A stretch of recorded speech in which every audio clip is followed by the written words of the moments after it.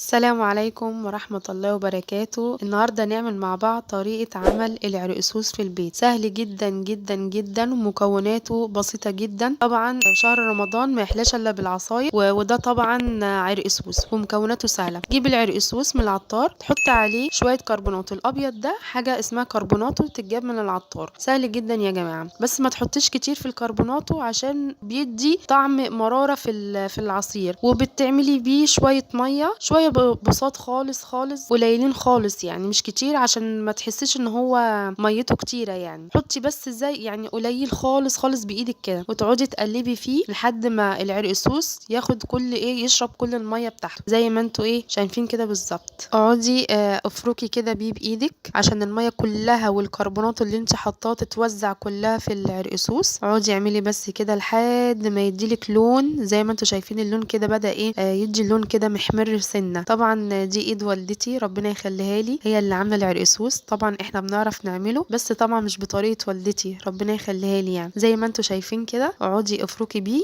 ادي للحاجه حقها يا جماعه علشان تديكي طعم. لان شوف كان الاول مكوناته عامله ازاي، قليله جدا جدا وحاجه مضمونه في البيت. تقريبا كلنا بنحب العرقسوس يعني، ودي حاجه معموله في البيت وحاجه والله سهله جدا جدا وبسيطه. شايفين الايد بدات تدي لون ازاي. تفضلي تفركي فيه كده جامد شويه، وما تسيبوش يا جماعه الا لما الميه كلها تتوزع زي ما قلت لكم في الاول. طبعا دي والدتي اللي عاملاه ربنا يخليها لي يا رب. وكمان يا جماعه اعملوا الحاجات دي في البيت، مضمونه والله العظيم. يعني الحاجات نفسها اللي بتتعمل في البيت دي حاجه بسيطه جدا جدا ومضمونه. وعلى فكره يا جماعه زي ما انتوا عارفين ان هو كربونات وشويه ميه، حاجه بسيطه جدا. وانت مش بتحطي لها، مش بتضيفي للعصير اي مكونات خالص. المكونات دي اللي احنا بنشوفها بره عند البياعين بيدوا لون اسود كده، بيبقى لونه صراحه يعني كشكله مستفز جدا. وايد والدتي بقت عامله ازاي كانها حاطه حنه. يعني هو صراحه بيبقى طعمه خطير بالنسبه للناس اللي من عشاق العرقسوس.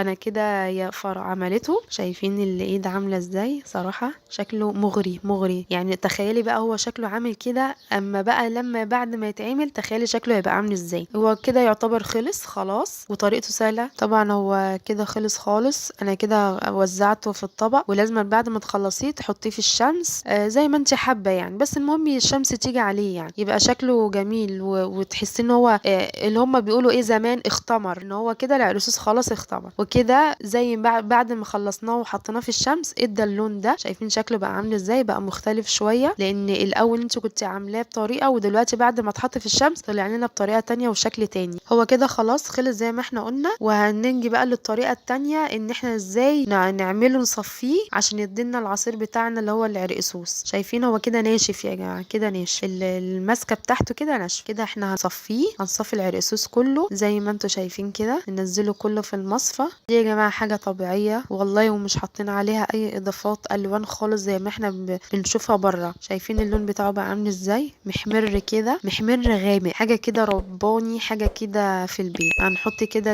الحاجه ونعصرها بقى عشان تدينا العصير بتاعنا. طبعا والدتي اللي عاملاه ربنا يديها الصحه. شايفين بالراحه خالص، ما تكبوش ميه كده مره واحده. شايفين اللون من تحت عامل ازاي؟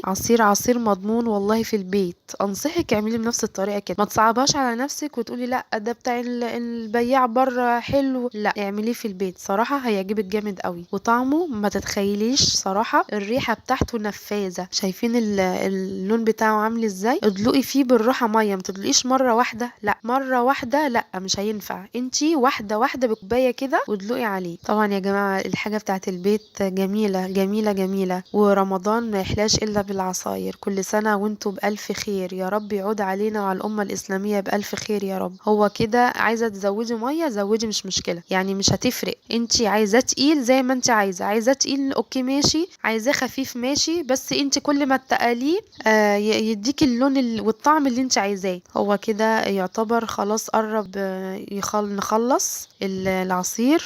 انت هاتي ميه وحطي في المصفى كده زي ما انتوا شايفين، وتبليه فيها يعني بالميه واعمليه. عايزه تزودي اوكي ماشي، مش عايزه حاجه ترجع لك، بس في الاخر هيديكي حاجه مضمونه وحاجه طعمها حلو قوي. وطبعا التلج طبعا لازم نحط في اي عصاير عندنا تلج، اي عصاير. وكمان ده الجو يعني الجو حر يعني. هو يعتبر انا كده خلصت. سهل جدا جدا جدا جدا، ما تصعباش على نفسك وتقولي لا ده انا هشتري من بره. طبعا بيحطوا لون بره يا جماعه، بجد حاجه يعني مش كويسه خالص. سهل جدا يعني. انا كنت فاكره ان العرقسوس ده حاجه صعبه، لا بجد لما عرفت من والدتي لقيته سهل قوي. عرقسوس كربونات وشويه ميه، حاجه بسيطه جدا جدا. هو كده خلاص خلص. شايفين بقى؟ هاتي بقى الكوبايه، شايفين اللون بتاعه عامل ازاي؟ مدي كده سنه محمر وتقيل. شايفين التقل بتاعه عامل ازاي؟ والله يا جماعه احسن من بتاع بره، بجد بجد احسن من بتاع بره بمليون يعني، بمراحل يعني. شايفين عامل ازاي؟ شايفين؟ والله العظيم جميل جدا. وتخيلوا بقى الريحه بتاعته وهم يعني. اصلا يا جماعه من عشاق العرقسوس بجد، فهتلاقوني بشكر فيه جامد قوي، وبالذات لما التلج يتحط فيه صراحه يعني. انا واخداه من والدتي. شايفين؟ بص الرغوه بتاعته عامله ازاي. هو ده بجد بجد كده العرقسوس بتاعك ناجح يعني. طبعا احنا في شهر رمضان، كل سنه وانتم بالف خير. يا رب يجعل رمضان علينا يا رب وعلى الامه الاسلاميه بخير يا رب. طبعا العصير ما تحلاش الا بالتلج. تجيبي التلجايه شكلها مغري كده واحنا صايمين، تجيبيها وتحطيها في العصير وتقعدي تقلبي فيه سنه سنه بسيطه يعني. هو صراحه العرقسوس عايز التقليب فيه عشان التلج يسيح فيه.